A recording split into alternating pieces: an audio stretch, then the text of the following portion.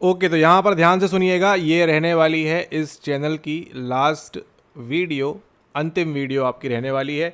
तो इसको आप भरपूर मन लगाकर देखें। यहाँ पर जो जो बातें आपको बताई जाएंगी उनको आप ध्यान से सुने, ध्यान से इम्प्लीमेंट करें, ताकि आपका आने वाला एग्ज़ाम और भी आपके जो आने वाले एग्ज़ाम्स होंगे उनको आप सक्सेसफुली केटर कर सकें। और सक्सेसफुली केटर केवल नहीं करना है, एग्ज़ाम में बैठो, पास करो और आगे के एग्ज़ाम्स की तैयारी करो, या आगे जो आपके जो एपी के एग्ज़ाम्स होंगे उनकी आप प्रिपरेशन स्टार्ट करो। क्योंकि आने वाले समय में अगले 2 3 4 सालों में आपको काफ़ी ज़्यादा इंक्रीमेंट देखने मिलेगा यहाँ पर साइकोलॉजी के अंदर।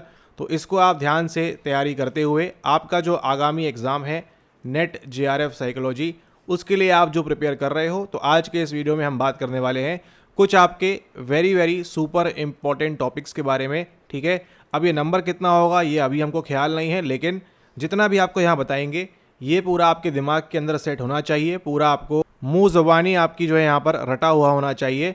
तब आप जो आने वाला एग्ज़ाम है इसको आप गारंटी से पास कर लोगे। ठीक है, इसी के साथ साथ आपको ध्यान रखना है कि आपने अगले 20 दिनों के अंदर, आज है आपकी यहाँ पर जो भी तारीख, आपके पास बचे हैं ऑलमोस्ट कितने दिन, आपके पास बचे हैं यहाँ पर 20 दिन। तो आपके लिए PYQs वेरी वेरी इंपॉर्टेंट हैं, इसको आप यहाँ पर ध्यान रखें। PYQs के अलावा आपने अभी इस समय जो भी कार्य किया आपने, वो क्या करेगा, वो लेकर जाएगा आपको कहाँ पर, वो लेकर जाएगा आपको दिसंबर या फिर अगले जून के अटेम्प्ट के लिए। ठीक है, तो ध्यान से सुनिए, यहाँ पर आपको जो टॉपिक्स बताएंगे इनको आप जो है ध्यान रखें कि आपको इन टॉपिक्स की जो है अच्छे से तगड़ा होकर तैयारी करनी है। काफ़ी सारे चैनल पर वीडियोज़ हैं, तो आप उनको देखिए, टॉपिक वाइज आपको कराए हुए हैं सवाल। ठीक है, रिसेंट वीडियोस, इसके पहले की वीडियोस, पूर्व की वीडियोस, अभी की चैनल के ऊपर जितने भी वीडियोस हैं उनको आपने अच्छे से देखना है, कवर करना है। उसी के साथ साथ अगर आप में से कोई लोग यहाँ पर गोल्ड PYQ प्रोग्राम का पार्ट है, तो आप जो है वहाँ पर जो बताया हुआ है उसको करें अच्छे से। प्लस अगर समय बचता है आपको तो आप आकर यूट्यूब के वीडियो भी कर सकते हैं, लेकिन आपको जो मेन इंपॉर्टेंस देनी है वो है आपका गोल्ड PYQ प्रोग्राम। वहाँ पर जो बताया गया है उसके अलावा अगर आपको समय मिलता है तो आप यूट्यूब की फ्री वीडियोस देखिए, नहीं तो आप उस पर ही कंप्लीटली आंख बंद करके रिलाई कर सकते हैं। ठीक है, ओके, स्टार्ट करते हैं। और यहाँ पर बता दें आपको इस चीज़ की प्रोबेबिलिटी क्या है कि ये जो सवाल हैं आपको 99.9% सवाल आपको इन टॉपिक्स के अंदर से आपको देखने ही मिलेंगे। ठीक है, मतलब अगर किसी पार्टी में आप जा रहे हो तो वहाँ पर आपको जो मेन कोर्स है आपका उसके अंदर आपको रोटी सब्जी दाल चावल मिलेगा, ठीक उसी प्रकार से है। ठीक है, हो सकता है कहीं कहीं आपको डोसा ना मिल पाए, हो सकता है कहीं कहीं आपको इडली ना मिल पाए, या हो सकता है कहीं कहीं आपको आइसक्रीम ना मिले या कॉफ़ी ना मिले, लेकिन ये सब क्या है, ये सब आपके एक्स्ट्रा आइटम है। मेन जो आइटम है आपके 99.9%, इसको जो है आपके पेपर के अंदर इन टॉपिक्स को डाला ही जाएगा। तो आप ये वीडियो के बाद में आप जब पूरा आ जाए स्क्रीन के ऊपर तो इसका आप स्क्रीनशॉट ले सकते हैं, या फिर आप जो है साथ साथ इसको पेन, कॉपी, टैबलेट जो भी आपके सामने है उससे आप यहाँ पर नोट डाउन भी कर सकते हैं। वीडियो स्टार्ट करें उससे पूर्व अगर आप में से किसी लोगों के पास यहाँ पर यूनिट वाइज सवाल नहीं है, आपके पास में PYQs नहीं है आपके पास जून 2019 से दिसंबर 2025 तक, तो आप यहाँ पर व्हाट्सएप करके पेमेंट करके इसको आप प्राप्त कर सकते हो और तैयारी को और भी बढ़िया कर सकते हो।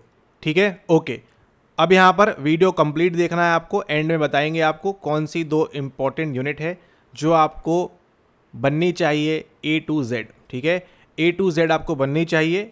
ऐसी कौन सी 2 यूनिट है आपकी इस वाले एग्ज़ाम के लिए, वो बताएंगे आपको वीडियो के अंत में, तो ज़रूर देखें। स्टार्ट करते हैं। यहाँ पर सबसे पहला जो टॉपिक आपका आने वाला है वो कौन सा है?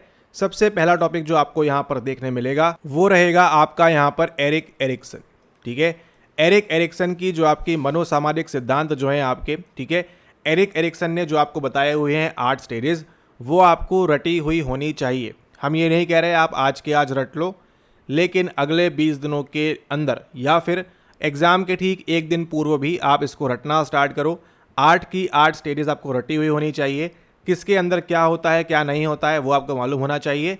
एंड देन आप देखिएगा आपके एग्ज़ाम में गारंटीड आपको आने वाले एग्ज़ाम में ये सवाल करने को मिलेगा। मतलब ये सवाल अगर आप गलत करोगे आप कभी पास नहीं कर पाओगे इस एग्जामिनेशन को। इतना इम्पॉर्टेंट सवाल है आपका ये। ठीक है, एरिक एरिक्सन पे गलती मतलब आप जो है अगले अटेम्प्ट के लिए तैयार करो।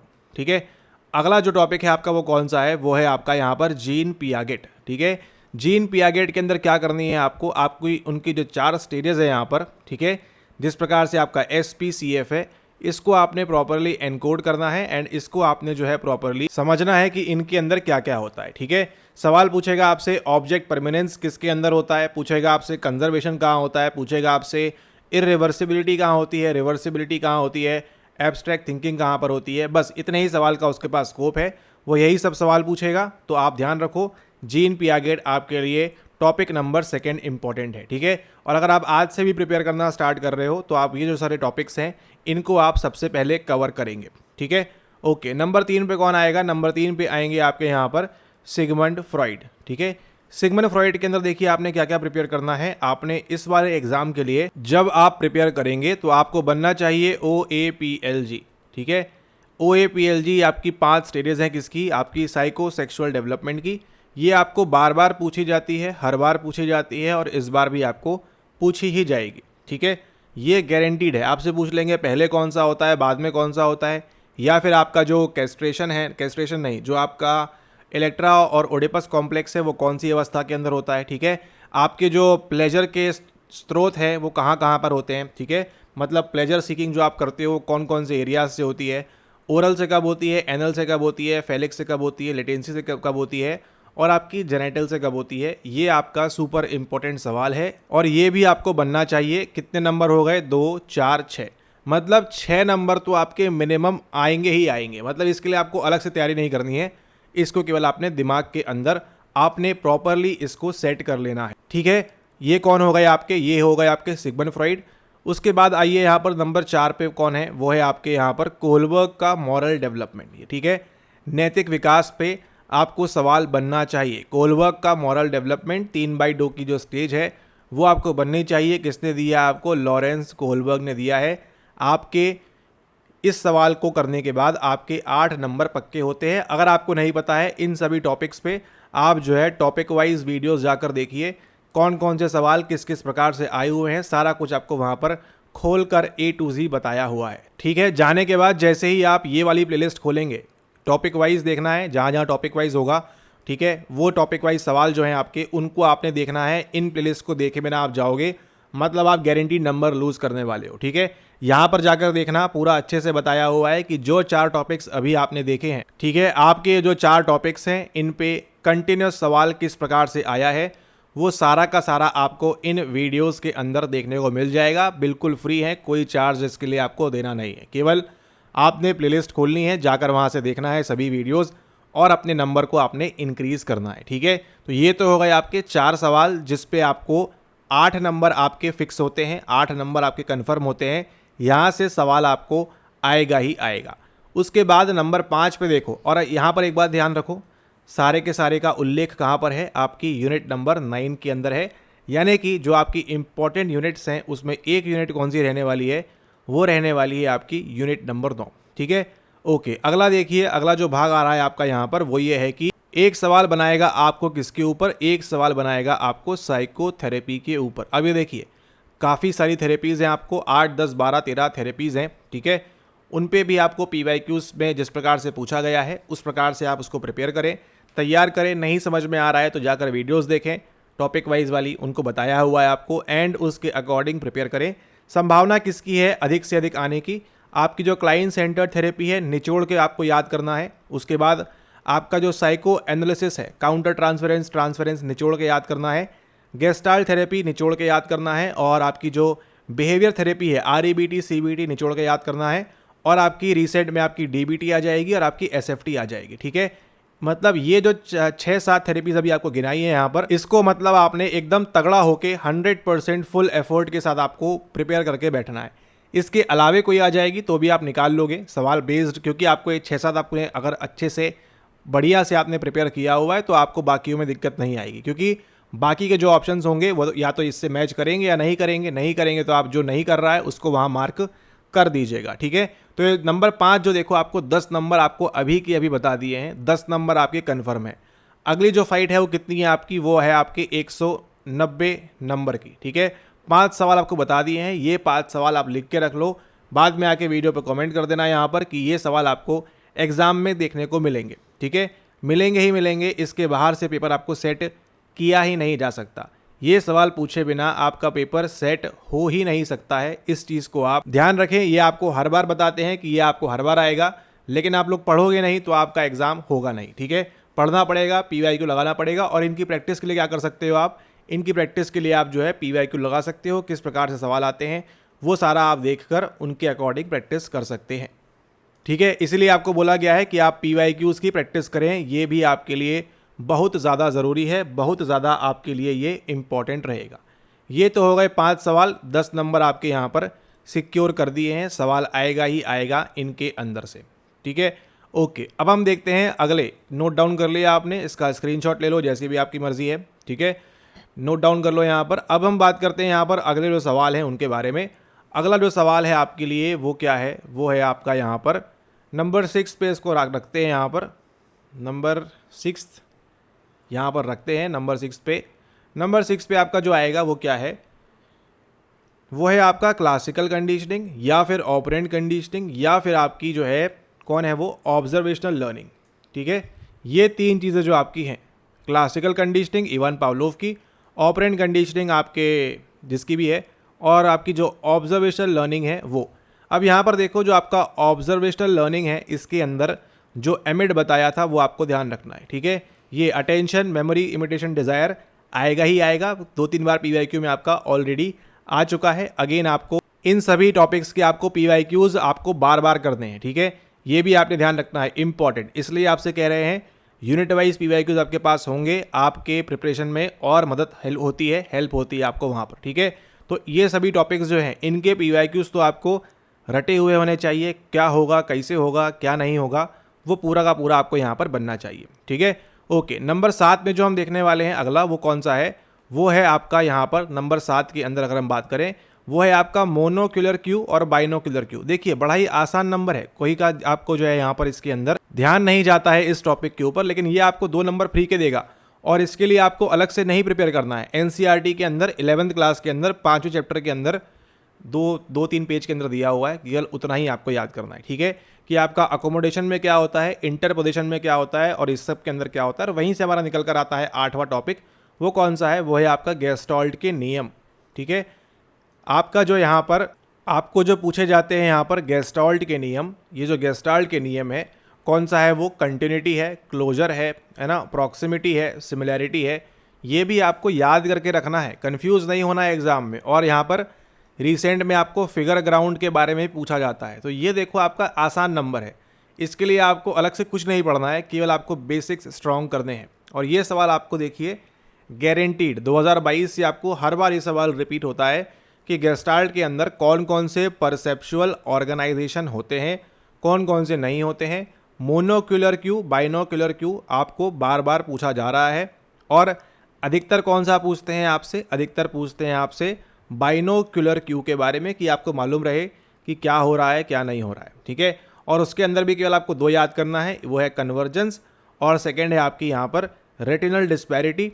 अगर हम बात करें उसकी, तो दोनों ही जो है आपको NCERT के अंदर दिया हुआ है। ये 7 नंबर और 8 नंबर आप NCERT अगर आपके पास है, बीट हिंदी मीडियम, अंग्रेजी मीडियम, बांग्ला, तमिल, तेलुगु, मलयालम, जो भी आपका मीडियम है, NCERT में जो दिया हुआ है उसको आप नोट डाउन करो, कवर अप करो, एंड दैट इज़ इट। उसको आपको केवल उतना ही करना है। ठीक है, ओके। अब हम आते हैं यहाँ पर नंबर 9वें टॉपिक के ऊपर। और 9th नंबर का टॉपिक कौन सा है, वो है आपका यहाँ पर पैरामेट्रिक वर्सेस नॉन पैरामेट्रिक। इसको तो आपने कच्चा चबा जाना है। ठीक है, मतलब जैसे आपको पूछा जाता है कि आप सुबह और शाम, या नहीं सुबह और रात, या दिन या रात बोलते हो, वैसे ही वहाँ से किसी ने बोला वन वे अनोवा, आपको यहाँ से बोलना है क्रुस्काल वालिस एच टेस्ट। वहाँ से किसी ने बोला फ्राइडमैन, आपको यहाँ से बोलना है 2 वे अनोवा।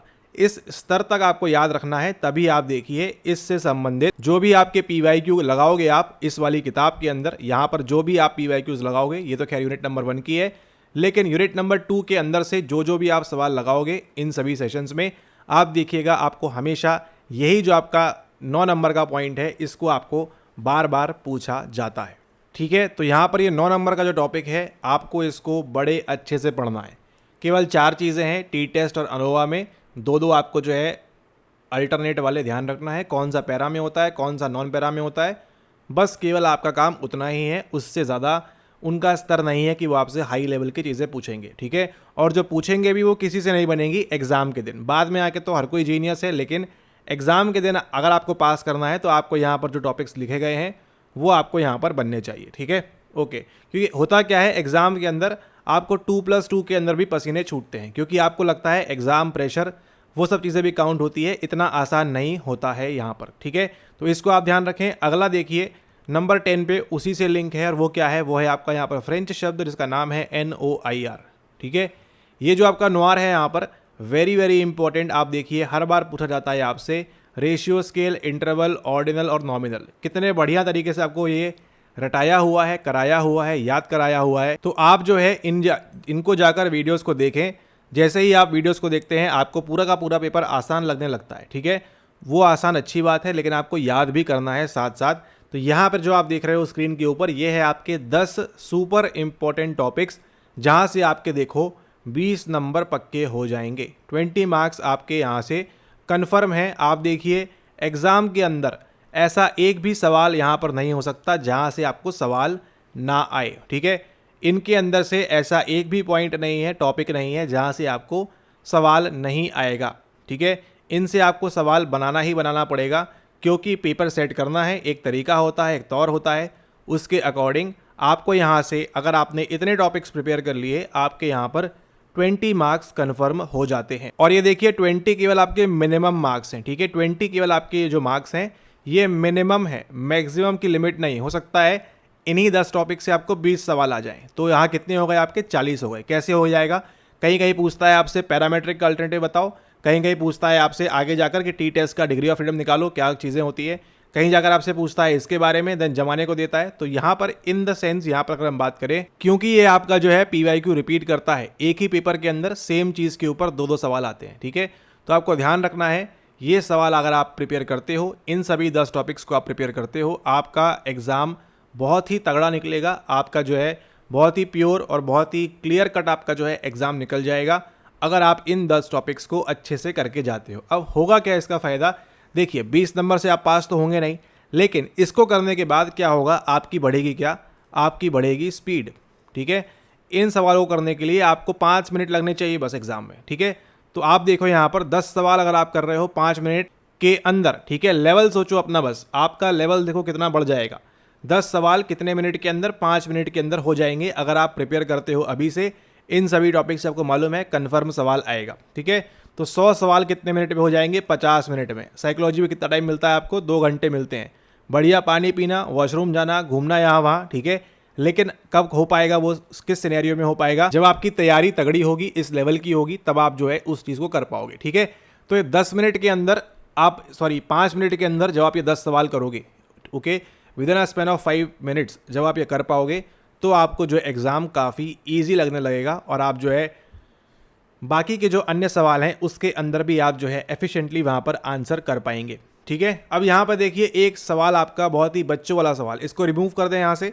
आपने आई होप आप स्क्रीनशॉट ले लें, यहाँ पर जिन्होंने नहीं लिया है वो स्क्रीनशॉट ले लीजिए, और जो लोग नोट कर रहे हैं अच्छी बात है, आप नोट करिए, और इनको टॉपिक्स को अभी स्क्रीनशॉट ले लीजिए, बाद में नोट करके इसको क्या करेंगे आप, जैसे जैसे इनको आप रिवाइज करेंगे, सामने सामने इनके जो है वहाँ पर क्या लगाते जाएं, आप इसको टिक भी लगाते जाएं, ताकि आपको दिखेगा अच्छा ये मैंने पढ़ लिया है, ये कवर कर लिया है, मुझे ये करने की आवश्यकता है, ये आता है, ये नहीं आता। तो आपका जो है एफिशिएंसी एग्जाम के लिए आपकी बढ़ जाएगी, ठीक है।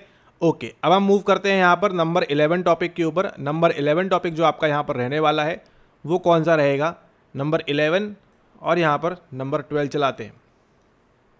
एक सवाल देखिए रिसेंटली उन्होंने बंद कर दिया है, क्योंकि इसके पहले काफ़ी बार रिपीट हो रहा था, वो था आपका एमिगडाला। एमिगडाला किस में काम करता है? हिपोकैम्पस किस में काम करता है? हाइपोथैलेमस किस में काम करता है, ठीक है। इनकी जो वर्किंग है ये आपको बननी चाहिए, वेरी वेरी इंपॉर्टेंट। 12 नंबर का टॉपिक क्या हो सकता है आपका? ब्रोकाज एरिया और वेर्निकीज एरिया। लिख के रख लो, गारंटीड सवाल आएगा ही आएगा। ब्रोका वेर्निकी ये आपको काम आता है बोलने के, ये आपको काम आता है समझने के, और जब दोनों में दिक्कत आ जाएगी तो क्या हो जाएगा आपको वहाँ पर? अफेजिया हो जाएगा, ठीक है। अभी हाल ही में एक डिफिकल्ट सवाल भी आया था कि इन दोनों को कौन ज्वाइन करता है, तो जाके आप PYQ लगा लो तो आपको समझ में आ जाएगा वहाँ पर कि वहाँ पर इन दोनों को कौन ज्वाइन करता है, ठीक है।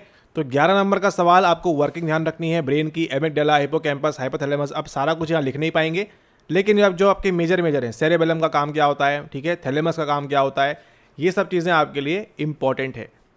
ये कौन सा कर रहे हैं हम यहाँ पर? हम कर रहे हैं आपकी बायोसाइकोलॉजी। अब हम बात करेंगे टॉपिक नंबर 13, वो कौन सा है? वो है आपका यम नियम आसन प्राणायाम प्रत्याहार धारणा ध्यान समाधि। यहाँ से आपको रटा हुआ होना चाहिए पूरा का पूरा A to Z। इसके अंदर कुछ 5 चीज़ें हैं, इसके अंदर कुछ 5 चीज़ें हैं। इवन अगर आप गूगल भी कर लोगे तो आपको यहाँ पर काफ़ी सारी वेबसाइट्स जो हैं वो आपको बता देंगी कि इनके अंदर क्या क्या होता है। मेजर आपको कहाँ स्टिक करना है? स्टिक करना है PYQ के अंदर। PYQ के अंदर अगर आपको इस किताब में उससे संबंधित सवाल मिल रहा है तो आपको उसको ध्यानपूर्वक अच्छे से पढ़ना है, लगाना है। और जैसे जैसे आप इसके सवाल लगाओगे इमरजेंस ऑफ साइकोलॉजी से, तो आपको यहाँ पर बड़े आराम से जो आपका यम नियम आसन प्राणायाम प्रत्याहार धारणा ध्यान समाधि जो सवाल हैं ये आपको बड़े आराम से बड़े इजीली यहाँ पर बनना स्टार्ट हो जाएंगे। ठीक है, ओके। नंबर 14 पे अगर हम बात करें तो कौन सा आएगा? नंबर 14 पे अगर हम बात करें आपकी तो ये आएगा यहाँ पर आपका कोरिलेशन, सहसंबंध। ठीक है, आजकल नहीं पूछ रहे हैं कि इनमें से कौन सा स्ट्रॉन्गेस्ट है, कौन सा वीकेस्ट है, लेकिन आपको बनना चाहिए। कभी भी सवाल आ सकता है ये, और इससे संबंधित सवाल आपको देखने को मिलेगा ही मिलेगा। उसी के साथ साथ यहाँ लगा लीजिए, आप क्या लगा लीजिए? Multiple regression. ठीक है, मल्टीपल या फिर सिंगल रिग्रेशन या लीनियर रिग्रेशन एक ही बात है। तो कोरिलेशन एंड रिग्रेशन से आपको सवाल बनेगा ही बनेगा। ठीक है, ये आपको सवाल आएगा ही आएगा, लिख के रख लो, गारंटीड। पेपर जिस दिन होगा बैठे रहोगे एग्जाम हॉल के अंदर और ये काली स्क्रीन के ऊपर जो जो हो रहा है वो आपको सब याद आएगा उस दिन। अगर आपने प्रिपेयर कर लिया तो आपको अच्छे केस में याद आएगा, प्रिपेयर नहीं किया तो आप क्या फील करोगे? आप फील करोगे कि यस आपने जो है कुछ चीज़ें मिस कर दी, सही टाइम पे आपने इससे संबंधित। ठीक है, तो कोरिलेशन एंड मल्टीपल रिग्रेशन आपको लगा कर जाना है अच्छे से, बहुत ज़्यादा इम्पॉर्टेंट है और ये सवाल आपको आएगा ही आएगा। जो भी सवाल आप देख रहे हो स्क्रीन के ऊपर, इनमें से आपको 99.99.999991.999% सवाल आपको एग्ज़ाम में आएगा ही आएगा। अभी आपके ऊपर है कि आप इसको कितना बढ़िया तरीके से प्रिपेयर करते हो। और इन सभी टॉपिक्स के जो भी आपको PYQ कराए हुए हैं, जो आपको ई-बुक में दिए हुए हैं, उनको आप लगाएं, उनको आप प्रैक्टिस करें, आप गारंटीड एग्ज़ाम पास कर लोगे। ठीक है, प्रोवाइडेड आप उसको डिलीजेंटली यानी कि आप नित्य रूप से उसको जो है फॉलो करते हैं उस सिनेरियो के अंदर। अगला जो आ रहा है बहुत ही महत्वपूर्ण टॉपिक, और वो टॉपिक कौन सा है? वो है आपका यहाँ पर नंबर 15, फैक्टर एनालिसिस। ठीक है, फैक्टर एनालिसिस पे सवाल आपको आएगा ही आएगा।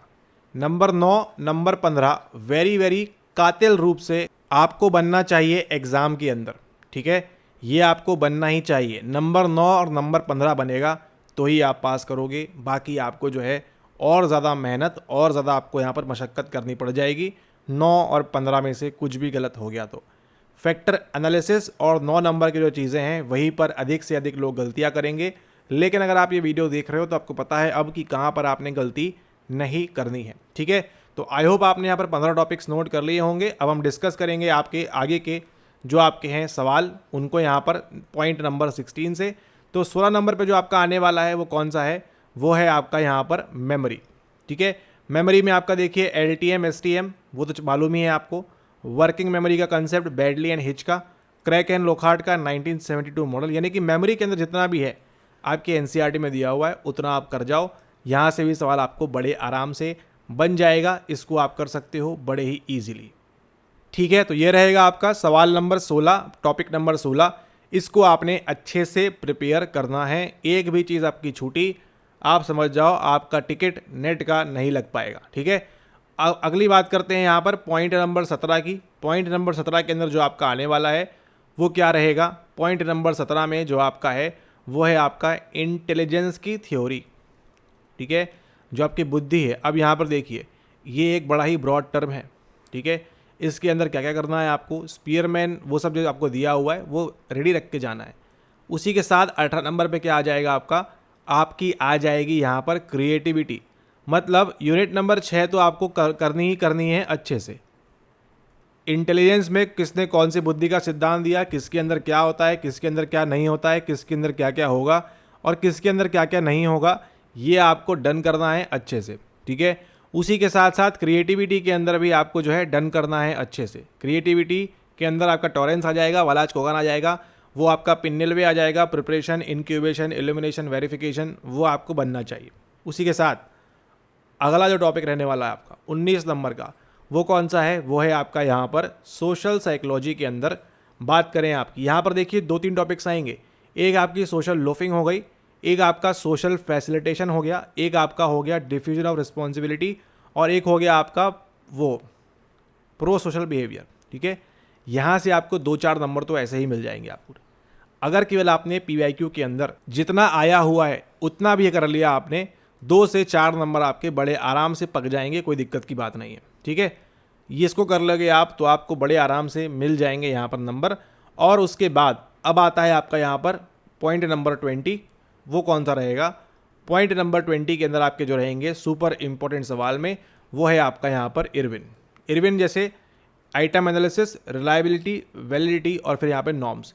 अब यहाँ पर देखिए इसी के अंदर कितने प्रकार की होती है, ये कितने प्रकार की होती है, केवल आपको ये ध्यान रखना है। और ये रहेंगे आपके कौन से? ये रहेंगे आपके सुपर 20 इंपॉर्टेंट टॉपिक्स। ठीक है, ये 20 टॉपिक आप करके जाओगे तो कंप्लीटली इन 20 टॉपिक्स को करने के बाद, नोट डाउन कर लीजिए इसको, इन 20 टॉपिक्स को अच्छे से प्रिपेयर करने के बाद 60 नंबर तो आपको ऐसे ही रेडीमेड आपको मिलेंगे यहाँ पर। ठीक है, 60 नंबर आपको रेडीमेड मिलेंगे यहाँ पर, अगर आप इन टॉपिक्स को अच्छे से कर लेते हैं तो। ठीक है, अब आप सोचेंगे 20 टॉपिक करने पे 30 कैसे नंबर, मतलब 2-3 टाइम्स कैसे बढ़ रहा है यहाँ पर? तो देखिए, हो सकता है आपसे क्रिएटिविटी पे 2 सवाल आ जाएं, हो सकता है इंटेलिजेंस पे 2 सवाल आ जाए, एक मैच द फॉलोइंग देगा, एक पूछेगा गिलफोर्ड के मॉडल के अंदर कौन सा होता है। ठीक है, तो संभावना यहाँ पर अनेक प्रकार की है। अगर आप करते हो 60 नंबर आप एग्जाम में जाने से पूर्व आप जो है प्रिपेयर करके जा रहे हो। ठीक है, इसको अगर आप कर लेते हो 60 नंबर आपके बड़े आराम से ऐसे ही स्कोर कर लोगे आप हंसते खेलते हुए। केवल आपको यहाँ पर स्क्रीन के ऊपर जो आपको 20 टॉपिक्स बताए हुए हैं, इनको आपने बड़े अच्छे से कर जाना है। जैसे ही आप ये करके जाते हो, आपकी जो संभावना है एग्ज़ाम पास करने की वो एक्सपोनेंशियली बढ़ जाती है। उसी के साथ साथ जितना आप PYQ प्रैक्टिस करोगे, ये 60 नंबर आपको 160 पर लेकर जाएगा। ठीक है, और जैसे ही आपने PYQ प्रैक्टिस छोड़ी, ये 60 नंबर आपको 60 के 60 ही रहेंगे। अभी आपको डिसाइड करना है कि आप इसको जो है PYQ आप प्रैक्टिस करने वाले हो या नहीं करने वाले हो। अगर आपके पास ये ई बुक है तो इससे करो, या आपके पास जो भी एक्सेट्रा जो भी किताब आपके सामने है उससे आप करो। लेकिन पॉइंट यहाँ पर यह है कि अगर आपको इस 60 मार्क्स को एम्पलीफाई करना है, इस 60 को आपने 160 करना है, तो उसके लिए ज़रूरी क्या है कि आप जून 19 से लेके दिसंबर 25 तक आप जो है अच्छे से सही करके जाओ। और यहाँ पर ध्यान से सुनना, 160 हम काय में बोल रहे हैं, केवल पेपर नंबर 2 की बात कर रहे हैं। सोच के देखो, 80 सवाल आप सही करोगे केवल किसके अंदर? केवल साइकोलॉजी के अंदर, प्रोवाइडेड आप ये 60 मार्क्स अच्छे से प्रिपेयर करते हो, इनटू PYQs लगाते हो, तब जाके आपका जो है यहाँ पर 160 पे आपकी गाड़ी पहुंचेगी। यानी साइकोलॉजी में आउट ऑफ 100 आप कितना स्कोर करोगे?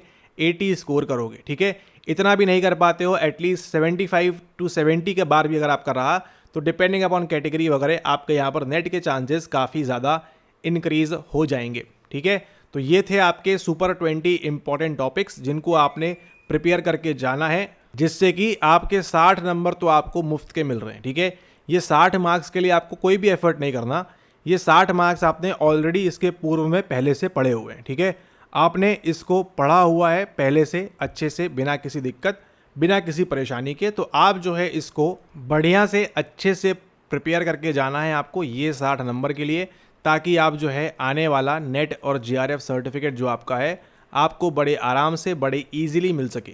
ये 60 नंबर में से आपने अगर 1 मार्क्स भी छोड़ा इन नंबरों में से, ये 20 टॉपिक्स में से एक टॉपिक के अंदर भी अगर आपकी गाड़ी डगमगाई, तो आपको जो बाकी के सवाल हैं उसके अंदर आपको बहुत अच्छा स्कोर करना पड़ेगा। और अगर गलती से उनमें आपने बिल्कुल भी अच्छा स्कोर नहीं कर पाए, तो आपको जो है अगले अटेम्प्ट के लिए तैयार रहना है।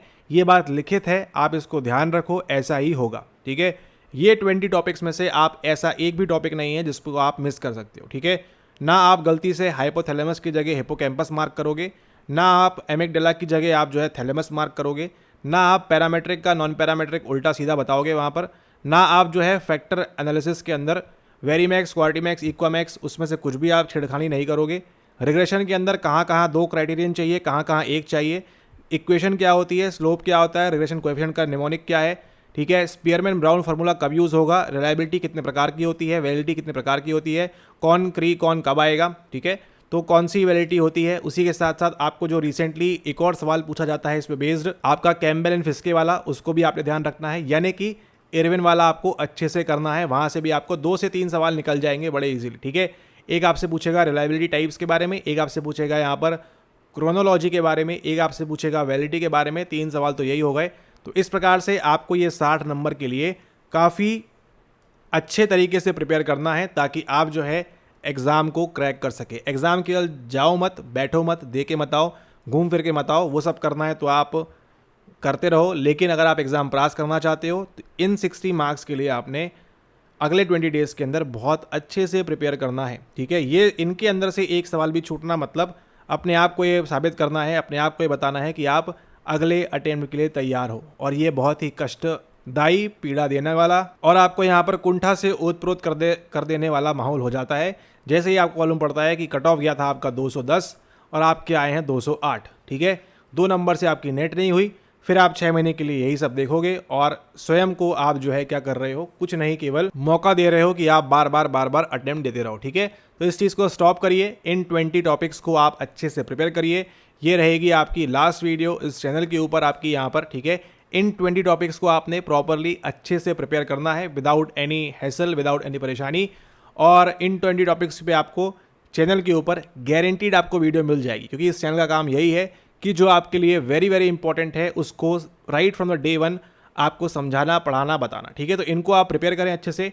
टॉपिक वाइज की जो आपको प्लेलिस्ट दी हुई है उनको आप अच्छे से देखें और इन 20 टॉपिक्स को आप जितना अच्छे तरीके से मजीद कर सकते हैं, प्रॉपरली आप इसको यहाँ प्रिपेयर कर सकते हैं, उनको आपने करना है, ठीक है। उसके बाद आप कहाँ आओगे, आप आओगे PYQ के ऊपर। जिन लोगों के पास नहीं है आप इसको चाहे तो इसको ले सकते हो, या आपके पास जो कोई भी है उससे भी आप काम चला लो। लेकिन आप बेस्ट चीज़ चाहते हो तो आपको हमेशा बेस्ट चीज़ अपने पास रखनी चाहिए, ठीक है। क्योंकि इसको करने के बाद इस PYQ ई बुक से आपकी क्या होती है, आपकी होती है कंडीशनिंग। जैसा सवाल आपका एग्जाम में आने वाला है वैसा ही आप यहाँ देखते हो, करते हो प्रैक्टिस ऑफिशियल आंसर की के साथ में। लेकिन देखिए ये चीज़ काफ़ी कम लोगों को समझ में आती है। जिनको समझ में आती है वो लेते हैं, करते हैं, एग्जाम निकालते हैं। इस बार भी काफ़ी लोग निकालेंगे, आप भी उनमें से एक होंगे। Wish you all the very best. मुलाकात होगी आपसे फिर किसी वीडियो के अंदर। तब तक के लिए धन्यवाद, ऑल द बेस्ट आप सभी को। आने वाले 20 दिन 20 टॉपिक्स तगड़ा होके लगा जाइए। 200 400 PYQ 2000 PYQs अच्छे से लगा जाइए। याद कर लीजिए कहाँ कहाँ क्या बताया हुआ है, क्या नहीं बताया हुआ है। मैक्सिमम 80% PYQ उन 20 टॉपिक्स को छोड़ के 80% 75% PYQs आपके फिर से रिपीट होने वाले हैं। तैयार हो जाइए। 20 दिन में आपका शो लगा हुआ है, उसको देखिए, तब आपको समझ में आएगा कि यस, इस एग्ज़ाम को निकालने के लिए कितना आसान है, किस तरीके से पढ़ना चाहिए, और आपको एग्ज़ाम का रिजल्ट खुद ही बता देगा। Thank you.